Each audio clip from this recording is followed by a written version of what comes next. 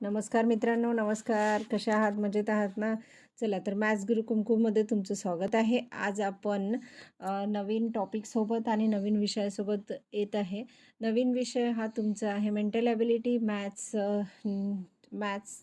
JNV आणि mental ability आपण या चॅनलवर सिरीज सुरू केलेली आहे. तुम्ही जर MTSची एक्झाम देत असाल, RTSची एक्झाम देत असाल, ऑलिम्पियाडची एक्झाम देत असाल, स्कॉलरशिप देत असाल किंवा JNVची सुद्धा तुम्ही एक्झाम देत असाल तर हा व्हिडिओ तुमच्यासाठी उपयुक्त आहे. व्हिडिओ शेवटपर्यंत बघा म्हणजे तुमच्या लक्षात येईल. आज आपण ऑड मॅन आउट या विषयावर चर्चा करणार आहे आणि त्यासंबंधी काही एक्झाम्पल्स पण बघणार आहे. ठीक आहे, तर आपल्या मित्रांना पण शेअर करा आणि जर चॅनलवर नवीन असाल तर सबस्क्राईब करा. ठीक आहे, तर चला बघूया आपण ऑड मॅन आउट म्हणजे काय. ऑड मॅन आउट म्हणजे काय की एक वेगळा काढणे. तुमच्या क्लासमध्ये जेव्हा तुमचे फ्रेंड्स असतात, सगळेजण सारखे असतात आणि एखादा मुलगा वेगळा असतो, बरोबर आहे. मग तो कोण असतो? ऑड मॅन आउट झाला, नाही का? हां, तर आज आपण हेच बघणार आहे. फक्त एवढाच फरक आहे की आपलं हे थोडं मॅथमॅटिकली असणार आहे. म्हणजे ऑड मॅन आउट हे आपल्याला थोडं स्टडीमध्ये बघायचं आहे. तर कसं बघा, याच्यामध्ये याच्यामध्ये बघताना तुम्हाला कसे फॉर्मेशन असणार आहे, कोणत्या बेसवर तुम्हाला हे क्वेश्चन विचारले जातील, तर ते आपण आज बघणार आहे. सर्वप्रथम आपण या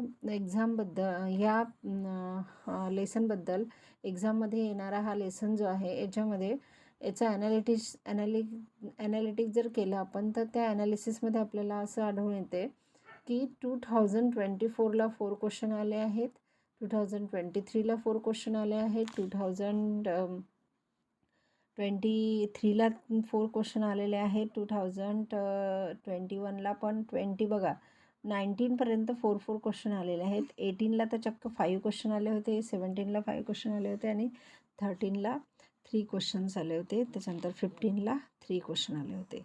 ठीक आहे, तर 2-4 वर्षांनी हे रिपिटेशन होत असते. कदाचित यावर्षी पण 5 क्वेश्चन येऊ शकतात.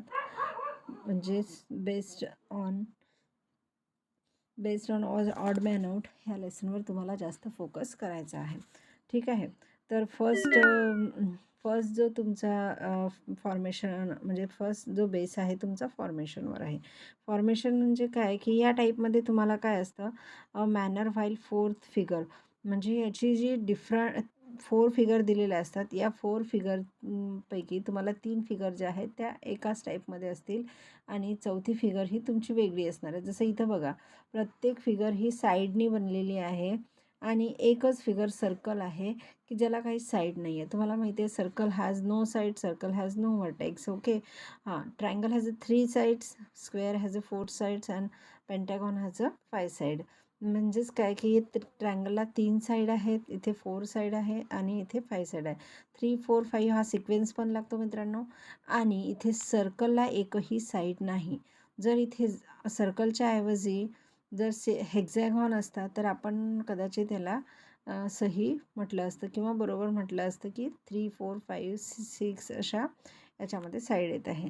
म्हणून ह्या क्वेश्चनचा आन्सर जे आहे ते काय असणार आहे, तुम्हाला C निवडायचं आहे आणि ते तुम्हाला टिक करायचं आहे. ठीक आहे, त्यानंतर आहे based on number side. Based on number साईडवर काय असणार आहे, तर बेस्ड ऑन नंबर साईडवर तुम्हाला किती नंबर ऑफ लाईन दिलेल्या असतील, नंबर ऑफ साईड दिलेल्या असतील किंवा नंबर ऑफ एखादा नंबर दिलेला असेल किंवा नंबर ऑफ तुमचे ज्या प्लस मायनस साईन आहेत त्याचा नंबर दिलेला असेल. ठीक आहे, तर बघूया आपण याच्यात काय आहे. तर नंबर साईडवर तुम्हाला ही जी डायग्राम आहे तर या डायग्राममध्ये तुम्हाला बघता येईल की बघा, ह्या डायग्राममध्ये तुम्ही बघू शकता इथे 1, 2, 3, 4, 5 आणि हे 6 आहेत. 1, 2, 3, 4, 5, 6 हे पण 6 आहे. ठीक आहे, त्यानंतर इथे बघा, हे जर तुम्ही बघितलं तर इथे काय येणार आहे, 1, 2, 3, 4, 5, 6, 7 ह्या किती आल्या, 7. आणि हे किती आहेत बघा, 1, 2, 3, 4, 5, 6 ह्या पण 6 आहे, ह्या पण 6 आहे आणि हे पण 6 आहे. म्हणजे तुमची यातली ऑड मॅन आउट झाली 7. हा 7 साईड असणारा जो नंबर आहे तो फिगर B. ठीक आहे, त्यानंतर पोझिशनवर काय असणार आहे बघा. तर पोझिशनवर आपण बघूया की तुमचं जे बेस्ट ऑन पोझिशन आहे ती असणार, तुमची पोझिशन अँटी क्लॉकवाईज आहे, क्लॉकवाईज आहे, ती असणार आहे. ठीक आहे. क्लॉकवाईज म्हणजे काय आहे की घड्याळ ज्या सरळ दिशेने फिरते ना ती क्लॉकवाईज असते आणि उलट्या दिशेने जेव्हा फिरते ना ती अँटी क्लॉकवाईज असते, त्याला आपण अँटी क्लॉकवाईज म्हणूया. In this type out of 4 figures elements in 3 figure are in the same position while one figure element is different position. ठीक आहे. याच्यामध्ये जर बघितलं तुम्ही तर ह्या तिन्ही ज्या पोझिशन आहेत त्या एकाच याने म्हणजे क्लॉकवाईजने फिरत आहेत. तिथली सी जी फिगर आहे ना ती सी फिगर तुमची अँटी क्लॉकवाईज चालली आहे, म्हणून तिथे आपण त्याला काय म्हणणार आहे, तिथे त्याची डायरेक्शन चेंज झालेली आहे. तर ती डायरेक्शन चेंज झाल्यामुळे ती अपोजिट डायरेक्शनला गेल्यामुळे ती सी नंबरचा ऑप्शन आपलं इथे करेक्ट आहे. ठीक आहे. त्यानंतर based on a relation of 2 elements, 2 एलिमेंट्समधलं रिलेशन. आता बघा हे एक्झाम्पल जर तुम्ही बघितलं तर या एक्झाम्पलमध्ये कसं रिलेशन येते इथे आपण बघूया. हे एक्झाम्पल आहे, बघूया आपण थोडं जस्ट वेट अ मिनिट. बघा या एक्झाम्पलमध्ये बघा इथे किती लाईन आहेत, 1 2 3 4 5 6 7. हा काय आहे, आपण याला काय म्हणत असतो, हेक्झॅगॉनचा नंतर काय येतो, हेक्टॅगॉन. ठीक आहे. तर हा जो हेक्टॅगॉनमध्ये काय आहे आपल्याला 4 साईड दिलं, 1 2 3 4 साईड. ओके. त्याच्यानंतर हा इथे बघा 1 2 3 4 साईड आहेत आणि ह्या 1 2 3 साईड्स आहेत, म्हणजे 4 स्क्वेअरमध्ये ट्रँगल आहे.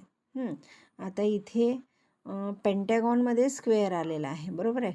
हा पेंटॅगॉनमध्ये आपला स्क्वेअर आलेला आहे.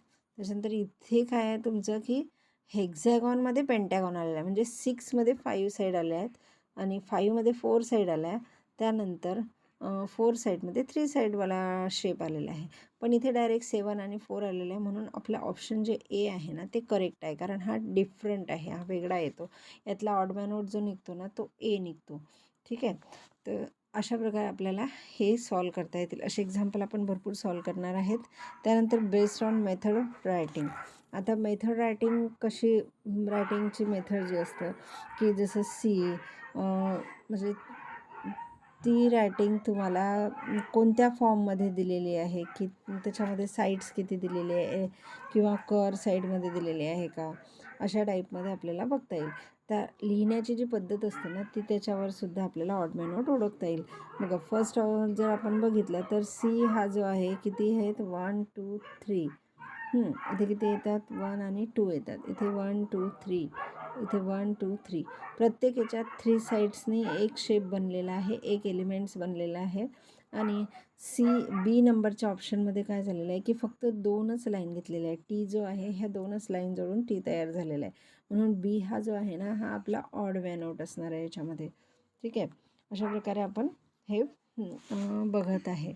त्यानंतर आपण बघूया की बेस्ड ऑन रायटिंग झाल्यानंतर बेस्ड ऑन इमेज. आता रिअल इमेज कशी आहे, रिअल इमेजमध्ये काय, in this type 4 diagram of a real image are given which shows some real meaning in these figures. 3 represent similar meaning and while the meaning of one figure is different from other, the candidates are required choose the different image. Okay. म्हणजे काय, इथे आता ही जी image दिलेली आहे तुम्हाला, तर बघा हे बुक आहे.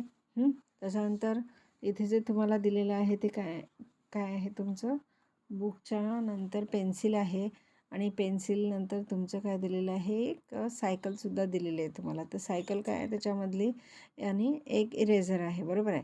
तर हे बघा, हे इरेझर, पेन्सिल आणि हे तुमचं बुक, ह्या तिन्ही गोष्टी ज्या आहेत ना ह्या स्कूलशी रिलेटेड आहे, बरोबर आहे. हे कशाशी रिलेटेड आहे, स्कूल, म्हणजे तुम्ही जे स्कूलमध्ये किंवा स्टडीशी म्हणूया आपण, स्टडीसोबत रिलेटेड आहे. पण सायकल जी आहे ना ही सायकल काय आहे तुमची ऑड मॅन आउट आहे. ही एक व्हेकल आहे, सायकल काय आहे, एक तुमचं व्हेकल आहे, म्हणून ऑप्शन डी जे आहे ते तुमचं करेक्ट ऑप्शन आहे. समजलं. तर अशा प्रकारे आपण आज ह्या लेसनचा इंट्रोडक्शन आणि थोडं बेसिक बघितलं आहे. पुढच्या लेक्चरमध्ये आपण एक्झरसाइज स्टार्ट करणार आहे ऑड मॅन आउट ह्या लेसनवर. तर चला मित्रांनो, भेटूया आपण पुढच्या लेक्चरमध्ये. ऑड मॅन आउटसोबत, मेंटल ॲबिलिटीच्या ह्या फर्स्ट लेसनसोबत ऑड मॅन आउट. ओके, तर तुम्ही आपल्या मित्रांना पण शेअर करायचं, जेणेकरून पुढचे एक्झाम्पल त्यांना बघता येतील. ठीक आहे. जर चॅनलवर नवीन असेल तर चॅनलला सबस्क्राईब करा आणि व्हिडिओ आवडला असेल तर नक्कीच आपल्या मित्रांना शेअर करा. धन्यवाद.